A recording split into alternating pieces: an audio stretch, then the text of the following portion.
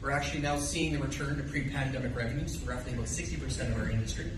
But the challenges that we face now can diminish us very quickly without short-term action on our staffing challenges and long-term support for our business viability. Just to give you a snapshot, the average debt incurred by the average full-service restaurant in Manitoba during the pandemic was $250,000. You pair that with a low recovery rate due to the little doubling of interest rates over the past 12 months.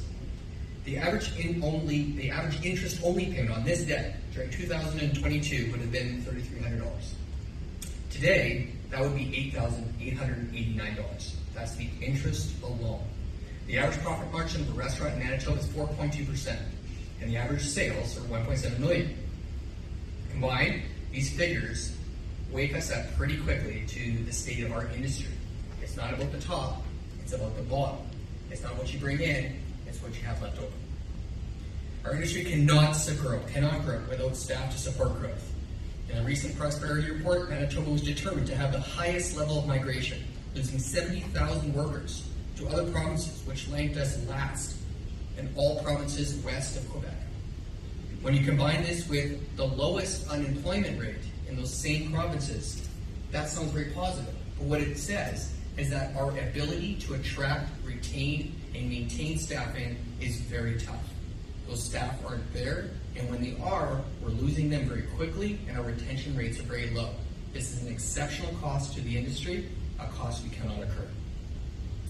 Provincial funding for an outreach program, such as our junior foodie program, would reach students at the Manitoba school levels, both high school and post-secondary education. This would offer free membership and training through our association and others like our that are here in this room today, and the return on investment would be significant. At our recent stakeholders conference, supported by the Manitoba government, we heard so many voices voicing the same concerns, but we now need action on this until we lose another 70,000 Manitobans to other provinces.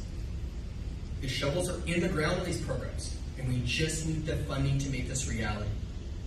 Long-term support is also required for the future viability of Manitoba businesses and restaurants. The government's support of our industry during the pandemic set national precedents. We are now lagging behind, like Michael said, in current programs. We have to take the program successes of the past 3 years and move forward with collaboration on the main driver to ensure the long-term success of these and other programs.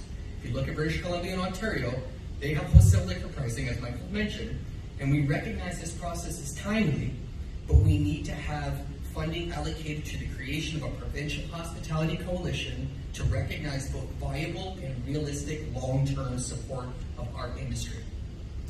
We have a 125% increase currently of restaurant closures in the last 9 months alone. 6 last week, right? On behalf of the food industry, we cannot continue to be doing this path. Our industry is so diverse, so viable, and so amazing here in Manitoba. We need to have those memories and those places to go on Valentine's Day, anniversaries available for tomorrow.